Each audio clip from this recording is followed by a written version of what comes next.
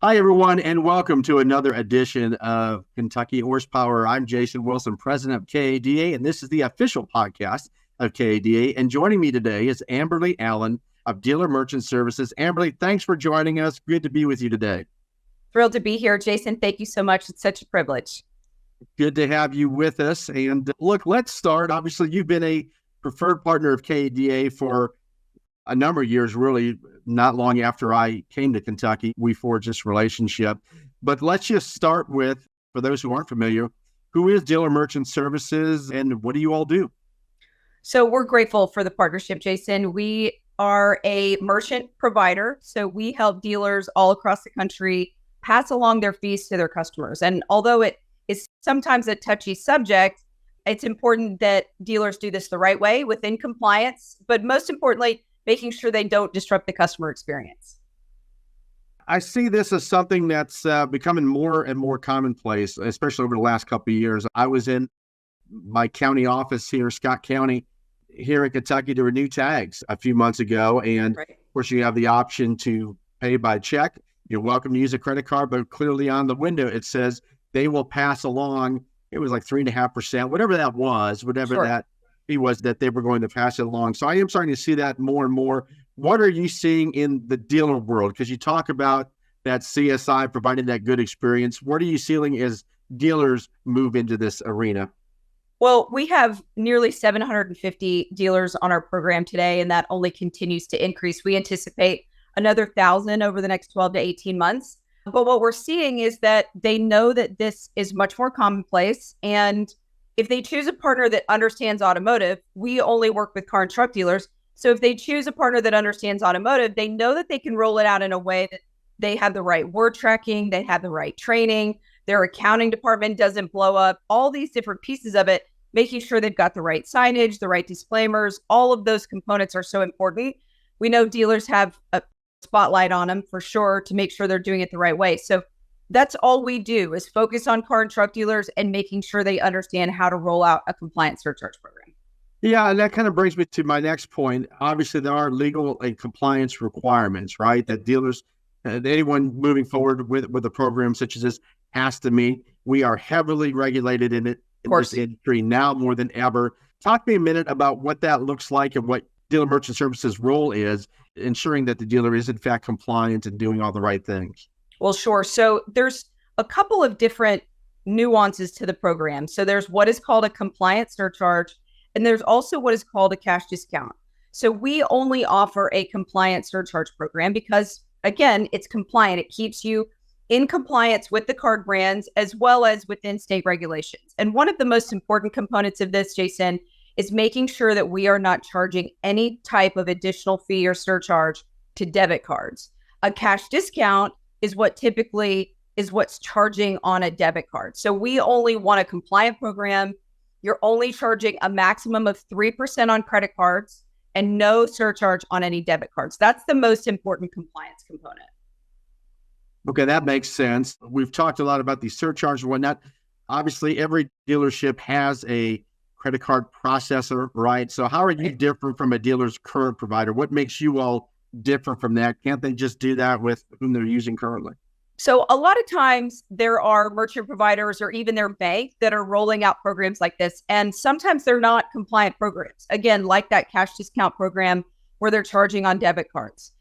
But for us, we only focus on car and truck dealers. And we know starting an initiative like this is so important to make sure it's totally customized for the dealership. And so adding a 3% surcharge to a taco shop on a $7 taco order is totally different than a $700 RO, right? It is so important that you communicate it upfront and often to your customers. And that's where we come in. We're very deliberate in how we roll this out. So we have a full training process. First, we certify all of the dealership staff with what we call our Dealer Merchant Services University. We've certified and trained 13,000 plus dealership employees across the country on a compliance surcharge program. And then we actually come on site to the stores, smooth out all the rough edges, make sure the accounting department understands everything, making sure IT is working properly. And everybody understands the right word tracking and presentation training to make sure you don't have and mitigate any CSI issues. So as you're talking to dealers out there, when you all go and do an initial meet every dealership is different. Every situation is different. Are you finding dealers are often surprised at how much money they are spending or leaving on the table by not passing along these fees? What's the general reaction? What are you seeing out there?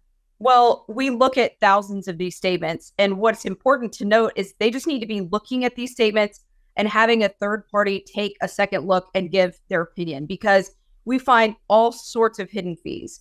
And they're not regulated like dealers are, right? In the fact that No. they can raise your prices and they can put in a small, tiny 8-point font that we raised your prices. And if you continue to process with us, you've agreed to that rate increase. Well, that in of itself is crazy. And we've seen basis points that are well over 100 basis points when they should be much lower than that. We typically, even if we're not doing a surcharge, are about 15 basis points. So they want to know what their basis points are. Most dealers are focusing on what's called the effective rate, and that changes based on the card brand usage. So they really should be focusing more on the basis points. But then you see a ton of hidden fees. We had a dealership in Louisiana, for example, that they were being charged $1,150 in fees for old technology in their equipment because they didn't have a chip reader. And so then there are some that are not closing out their old merchant IDs and being charged for those. So to me, knowing the numbers first and foremost is key. And we'll show them, look, you can stay with your current provider and potentially save money. But if you go to surcharge, you could save X, right? So typically, for a good rule of thumb is for every $10,000 they're spending monthly on this expense, they can save $85,000 a year and just over $250,000 over 3 years in net profit savings. So they'll take that $10,000 expense and drop it down to $3,000 typically. Wow, that's a lot of money. That adds up, obviously. So what if a dealer's just not ready to take that next step and pass along those fees for whatever reason? What do you say to those dealers, and how can you help them currently if they're just not quite ready to go to that next step? Well, we were talking a little bit about taking a closer look at their statements. Yeah. But from there, let's say they only want to start charging in one department, or they don't want to do it throughout the store. We can customize the program to make sure that they charge just in one department and then move slowly to the others. Or they could just use us for traditional processing. And then the minute they are ready to flip, they can move over to surcharging with the flip of a switch, right? So I think that the most important thing that I would convey is we want them to take a closer look at their statements, right? And making sure that they're not overspending and overpaying and paying for hidden fees and things like that. So that would be the first thing. And just knowing those numbers will help them make a better decision. Then we can show them what they could save with traditional and then what they could save with surcharging. We had a dealership that opened a brand new body shop and paid for the entire mortgage for a brand new body shop, right? Increased minimum wage, better insurance. All these things are just going to help the local economy, but also help the dealer with employee retention and all these kinds of things. So there's so many benefits. And frankly, you're giving your customer a choice, because if they're only using their credit card and they choose to get those points and take those vacations, that's great. But they also have the debit card choice, and that's nothing additional. So I think it's really about transparency. Look, at the end of the day, the nature of our business, and especially in this environment, it really is about transparency. And there's a right way to go about doing this and a wrong way to go about doing this. And you and I have spoken about this before. Your company is as much of a training company as anything, based on ensuring that dealers are in fact compliant, doing the things the right way. And as they make this transition, they're comfortable and they're presenting their customer a good experience, a good situation. I know there's one example, without naming names. I know you had a group right here in Kentucky that they were leery. You had one store said, "We'll try it and we'll see." Yep. How long after did all the other stores jump on and want to do it as well? Well, just like you said, there were 3 that were adamant about going forward and 3 that were adamant about not at all, we'll never do that. It's really about making sure there's a smooth transition. And we're very deliberate, as I said, about rolling it out. Our checklist has over 90 components on it. You don't want to do this yourself. We've learned 750 times how to do this the right way. But most importantly, it's about the word track training. And so once we kind of help them understand there was really nothing to be afraid of if you do it the right way, I think it was within 3 months, the others joined. So they've saved a ton of money and they're happy and successful on the program. So we're grateful for the relationship. Folks, this is something I think all of you should be looking at. and at least having a conversation to consider. There's a lot of money involved. The changes with the credit card companies, it's staggering as far as the things that they're able to do on a month-to-month basis. They don't have to do the disclosing like you all as car dealers have to do. They can do things that, frankly, it's mind-boggling when you really dig into it. At the very least, I think, Amberly, your company provides a great resource as that initial first step. Sure. Let's do a little checkup. Let's see how we're handling our credit card processing. Where can we get better? What does it look like if we do pass that along? How long does that process take? By the time a dealer reaches out, you kind of get involved, go through these items with them. What's the turnaround time to actually sort of making that transition and moving forward in this direction? Good question. So when we do a savings analysis, we simply need 3 months worth of credit card statements.